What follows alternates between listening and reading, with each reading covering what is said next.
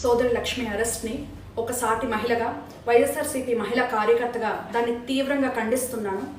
ఎందుకంటే మనం చూసుకుంటే గడిచినటువంటి 5 ఏళ్లలో వైఎస్ఆర్సీపీ పార్టీ హయాంలో వైఎస్ జగన్మోహన్ రెడ్డి గారి నాయకత్వంలో మహిళలకు పెద్దపీట వేసి మహిళా సాధికారత కోసం ఆయన చేసినటువంటి కృషి, అలాగే మహిళలు ఆర్థికంగా బలపడాలని చెప్పి ఆయన అందించినటువంటి సంక్షేమ కార్యక్రమాలు, అంతేకాకుండా అతి ముఖ్యంగా మహిళా రక్షణ కోసం ఆయన తీసుకొచ్చినటువంటి దిశ చట్టం, దిశ యాప్, దిశ పోలీస్ స్టేషన్స్ ఎంతగానో ఉపయోగపడి లక్షలాది మంది మహిళలు తద్వారా రక్షించబడ్డారు.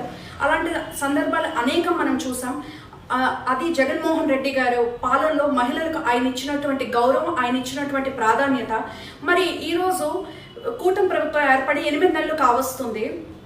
ఈ 8 నెలల్లో చూసుకుంటే చిన్నారుల పైన, బాలికల పైన, మహిళల పైన లైంగిక దాడులు, అత్యాచారాలు, హత్యలు నిత్యకృత్యగా మారినటువంటి పరిస్థితి ఈరోజు రాష్ట్రంలో నెలకొంది. అంటే ఇది కూటమి ప్రభుత్వం తాలూకా వైఫల్యం అనే విషయం మనకి స్పష్టమవుతోంది.